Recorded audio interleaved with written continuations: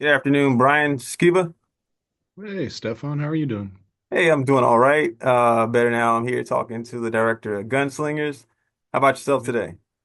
I'm doing all right. I'm doing all right. I like your Fantastic. look, man. Glasses, beard, hat. Yeah, Thank you. man. We got a similar look going on. I imagine you enjoy some of the outdoors. Yeah, for sure. Nice, nice. Good times. I'll tell you what I enjoyed was Gunslingers though. Thank The you.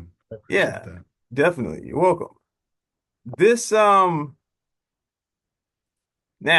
for the viewers that because I gotta be really cognizant that we gonna have viewers here that aren't aware of the premise for Gunslingers, could you tell us a little bit about it?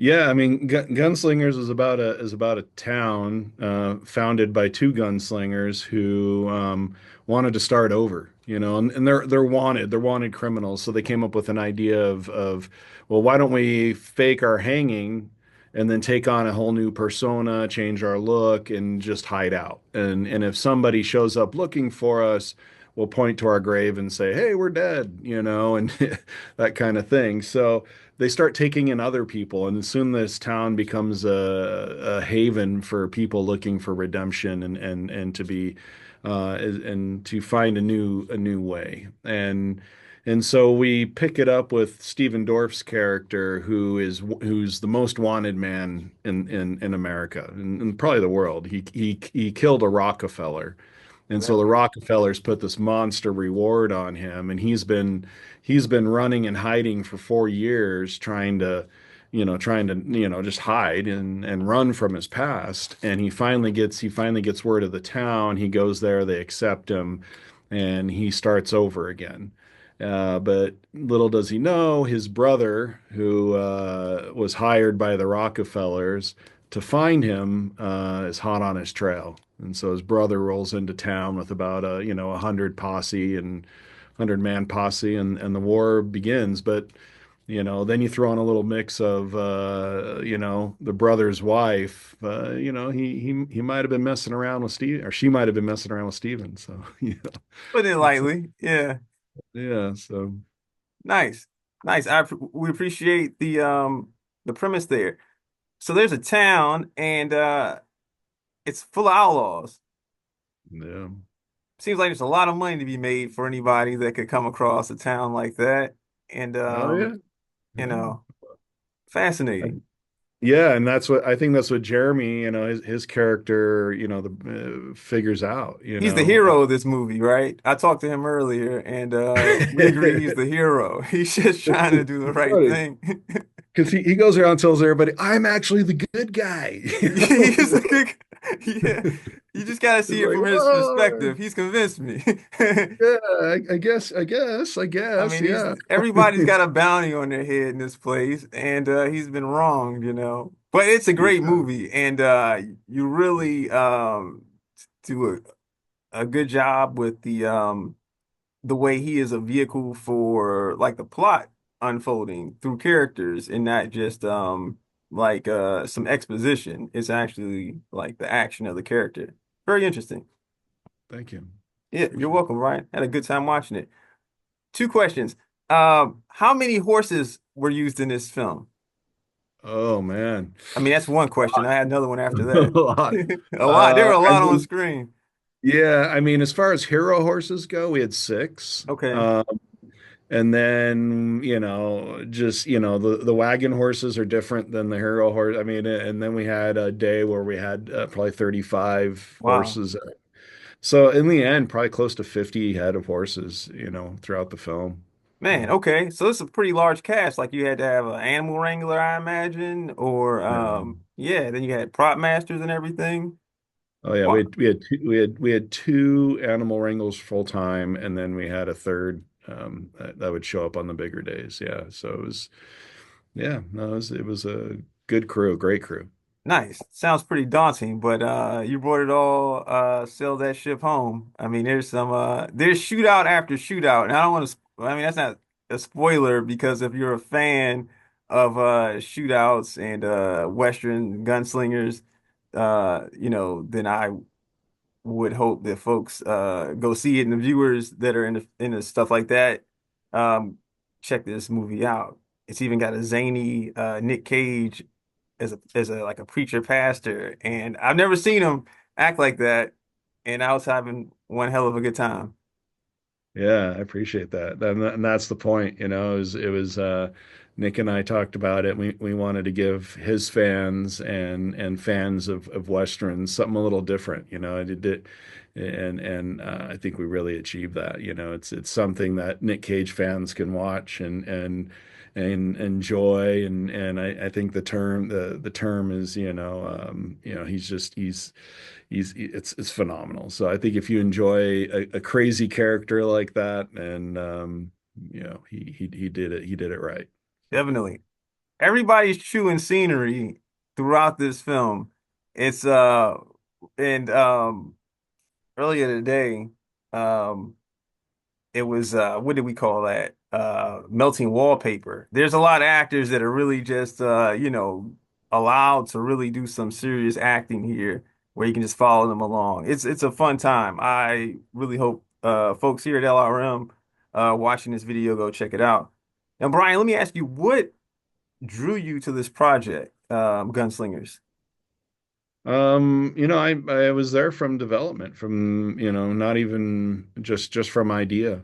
I had just done a Western Dead Man's Hand for Lionsgate, and they came and said, let's do another Western. Nice, And they were like, so what else do you have? And so, one of the CEOs, Barry Brooker, and we started throwing some ideas around, and we came up with this one, and I started writing. And it took about 2 years, from about a year and a half, to really get it off the ground. From just rewrites and writing and developing, and really just honing the script. So. Um, but yeah, it's so yeah, it really all I would say that, it really culminated between myself and Barry. That's where it started. nice, nice. What was you're working with quite a number of actors in the film. So what was your collaboration like with them? Did the script that you had, did it evolve as you started working with each individual actors? They were honing in to their characters' parts, or did that kind of stay as it was originally put together? As a director and the writer of the script, it was one of those where, everybody, even Cage, was very respectful, and came in and was in, because I'm a very collaborative guy. I played football into college, so it's one of those things where it's like, I liken filmmaking to team sports, and it really is. And so when I finally do get a cast member in a role, I usually sit with them and we go through every line. We Oh, read it, we talk about every line, we talk about the meaning, and really just kind of develop the character. We develop the backstories. Everybody has their backstories. It's all written out. nice. We develop all these great characters, and give them layers and depth, and then we go back through that script and we read those words again, and I always tell my actors, well, make it your own. Don't rewrite my script, but definitely take that line and say it how your character would say it, and let me hear that. And then we go through it that way. And this is all done prior to shooting. And then when we actually get to set, we have a script that's is locked, Nice. and we try not to veer from that, because then it starts confusing all the other actors, and That's a good point, right? Yeah, because yeah. they're And, probably and and looking to and make if an sure. actor walks in, every so often you'll get an actor walk in and they'll be like, I came up with these great ideas last night. And I'm like, that's great. Yeah, it's gonna throw somebody's looking for a beat to take off and That's Yeah. cool. So you actually you handle that beforehand and allow them to kind of like, wind up into these characters that, and become those folks and then bring those folks to the set and carry out the lines as they've been put together from that point. That's really A- cool. Absolutely. Absolutely. Mhm. And so you effectively came up with a backstory for, I imagine, all the major players that are in the town of Redemption. Oh yeah, yeah. No, I mean Cage, his voice is raspy because he's been hung and God saved him from the hanging, you know. Wow. So that's why Um, I don't want to spoil anything, but that's a cool like arc now that you just, you know. Yeah. Yeah. So that's why he's got the raspy voice. That's, Okay. so we have all these backstories and I didn't get into, I didn't want to take too much away from Stephen and Jeremy's story, and Right. so I didn't dig into the backstories too Sure. much. And what I'm hoping is that, that next week the film does gangbusters and I get to go out and make, Cage's backstory and Oh man, tell the story of Ben, folks have got to tell the see story this. We of need these Jericho and stories Doc. out there. Yeah. So that's the hope, So I'm hoping with you. And there's some amazing shootouts and some, weapons manipulations going on in here. Revolvers with one hand, two hands, revolver, shotgun combo. It's a dream. So folks have got to see it. Definitely had a good time. Well, Brian, when can I tell the readers or the viewers of this video to go and see Gunslingers? April 11th, Okay, April 11th, it's on VOD and theaters. So check your local theater listings first because it's always fun to watch a movie in the theaters these days. definitely. Don't get to a lot. And then if it's not there, go to the iTunes, Amazon, anywhere that's like you can rent a movie. Fantastic. All right, well, Brian, thank you so much. We're going to get this interview out, including the review, in which we, push the narrative that, Jeremy Kent was the hero of the movie.